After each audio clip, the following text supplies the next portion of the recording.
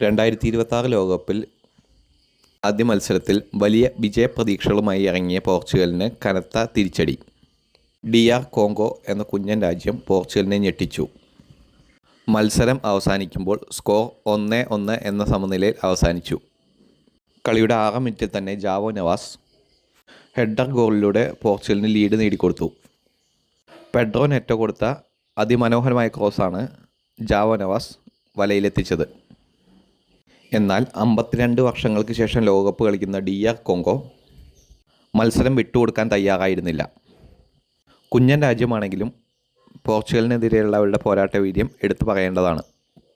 തുടക്കത്തിൽ പോർച്ചുഗൽ പൂർണ്ണ ആധിപത്യം നേടിയെങ്കിലും രണ്ടാം ഗോൾ നേടുന്നതിൽ പോർച്ചുഗൽ പരാജയപ്പെട്ടു. എന്നാൽ DR കോങ്കോ പതിയെ മത്സരത്തിലേക്ക് തിരിച്ചു വന്നു. കൗണ്ടർ അറ്റാക്കിലൂടെ ഭീഷണി സൃഷ്ടിച്ച അവർ ആദ്യ പകുതിയിൽ ഇഞ്ചുറി ടൈമിൽ കോർണറിൽ നിന്ന് യോനെ വിസയുടെ ഹെഡറിലൂടെ സമനില പിടിച്ചു. ഇത് DR കോങ്കോയുടെ ലോകകപ്പ് ചരിത്രത്തിലെ ആദ്യ ഗോളായിരുന്നു. ഈ മത്സരത്തിൽ ഏറ്റവും നിരാശപ്പെടുത്തിയത് ക്രിസ്ത്യാനോ റൊണാൾഡോ എന്ന സൂപ്പർ താരത്തിൻ്റെ പ്രകടനമായിരുന്നു.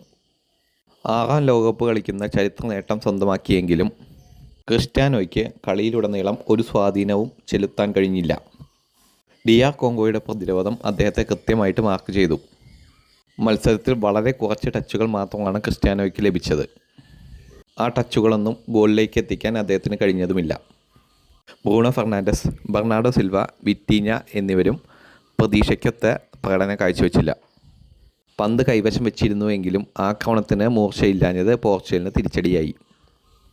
മറുവശത്ത് സെഡ്രിക് ബക്കാംബു, യോന ബിസ്സ, ലയണൽ എംപാസി എന്നിവർ മികച്ച പഠനമാണ് കാഴ്ചവെച്ചത്. ചില ഘട്ടങ്ങളിൽ വിജയ ഗോൾ നേടാൻ പോലും DR കോങ്കോയ്ക്ക് അവസരമുണ്ടായിരുന്നു. ചുരുക്കത്തിൽ റൊണാൾഡോയുടെ 6ാം ലോകകപ്പ് തുടക്കം നിരാശാജനകമായിരുന്നു. പോർച്ചുഗൽ വിജയിക്കുമെന്ന് കരുതിയ മത്സരത്തിൽ DR കോങ്കോയുടെ പോരാട്ട വീര്യം അത്ഭുതപ്പെടുത്തുന്നതായിരുന്നു. ഗ്രൂപ്പ് കെയിൽ ഇനിയും ഉസ്ബെക്കിസ്ഥാനെയും കൊളംബിയയെയും നേരിടേണ്ടി വരുന്ന പോർച്ചുഗലിന് അടുത്ത മത്സരങ്ങൾ കനത്ത വെല്ലുവിളിയാണ് സൃഷ്ടിക്കുന്നത്. നിങ്ങൾക്കെന്ത് തോന്നുന്നു? പോർച്ചുഗലിൻ്റെ ഇന്നത്തെ പ്രകടനത്തിൽ നിങ്ങൾ തൃപ്തരാണോ? നിങ്ങളുടെ അഭിപ്രായങ്ങൾ കമൻറ്റായി രേഖപ്പെടുത്തുക. ഒപ്പം തന്നെ ചാനൽ സബ്സ്ക്രൈബ് ചെയ്യുക.